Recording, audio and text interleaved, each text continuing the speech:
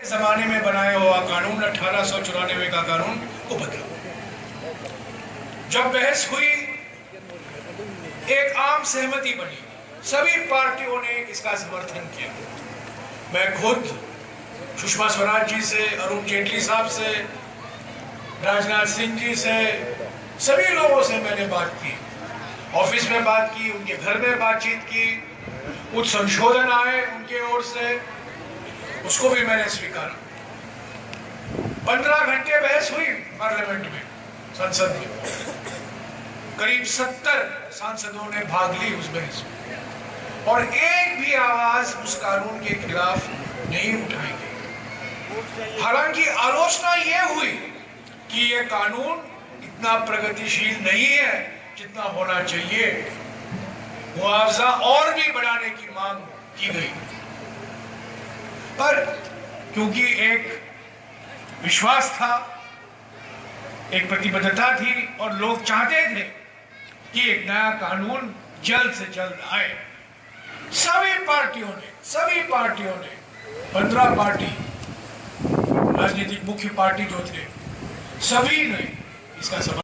महीने में एक नया चेहरा बीजेपी का देखने को मिला। सिर्फ 7 महीने में कानून लागू होने का एक मौका भी नहीं दिया गया और पिछले 7 महीनों में उच्चतम न्यायालय से 5 या 6 ऐसे निर्णय आए थे जिससे यह कहा गया था कि यह नया कानून सही है, नए कानून के प्रावधान सही हैं और सुप्रीम कोर्ट ने कहा यह कानून का किसानों का हक बनता है। पर 7 महीने बाद सिर्फ छोटे मोटे संशोधन नहीं किए गए, मूल सिद्धांत बदले गए। साथियों, 2011 में जब मैं ग्रामीण विकास मंत्री बना, मेरे सामने भी ये विकल्प था कि मैं 1894 के कानून में 1-2 मोटे मोटे संशोधन लाऊं और कई लोगों ने यही कहा, यही सलाह दी कि भाई पुराने कानून में कुछ संशोधन ला दो। पर हमने ये नहीं माना। हमने ये कहा कि वो कानून एक तानाशाही कानून है, अंग्रेजों ने बनाया है हुकूमत को शक्ति देने के लिए, किसान पर अत्याचार करने के लिए, जबरदस्ती भूमि अधिग्रहण करने के लिए। और हमने पूरे कानून का ढांचा बदला, सिर्फ संशोधन नहीं किया, एक नया कानून देश के सामने हमने पेश किया, किसानों ने इसका स्वागत किया। नमस्कार। और एक हमने संतुलन बनाए रखने का पूरा प्रयास। कैसे हाल है? 2 साल में देश के हर एक प्रोग्राम चालू है, श्री संगठनों से मिला, राजनीतिक नेताओं से मिला, कार्यकर्ताओं से मिला, विभिन्न पार्टियों से मिला, गाँव में एक आम सहमति बनाकर अभी मैं बताऊंगा आपको, आप सुनो 1 मिनट। जो कानून बना, पर आज वो मूल सिद्धांत बदले गए हैं एक अध्यादेश। और मैं कहना चाहता हूं स्पष्ट तरीके से, इस अध्यादेश का विरोध हम करेंगे और करते रहेंगे।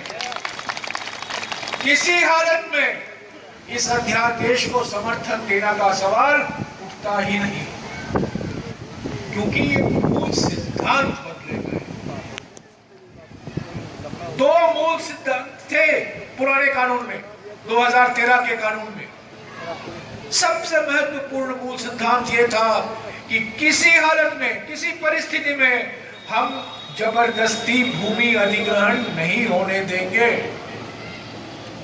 जब भूमि अधिग्रहण होना है, अगर आवश्यकता पड़ती है, तो किसान के सहमति के बाद ही अधिग्रहण होगा। ये सिर्फ निजी कंपनियों के लिए नहीं, पर सरकार के लिए भी अनुमति का प्रावधान लागू होगा। ये महत्वपूर्ण है साथियों। जब सरकार भी अपने मांगों के लिए जमीन अधिग्रहण करती है, तब भी सरकार को अनुमति लेनी होगी। जब निजी कंपनियों के लिए 80% और जो प्राइवेट प्रोजेक्ट है पीपीपी जैसे कि दिल्ली एयरपोर्ट जो बना है उसमें 70% किसानों की अनुमति की जरूरत है। इस अध्यादेश के प्रावधान से ये अनुमति का प्रावधान हटाया गया।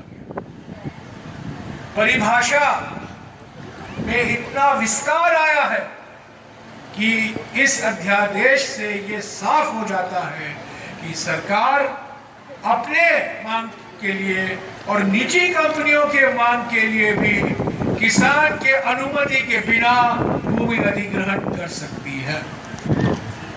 यह लोकतंत्र के खिलाफ है, किसान के खिलाफ है, समाज के खिलाफ। ये मूल सिद्धांत समझिए कि हम वापस लौटेंगे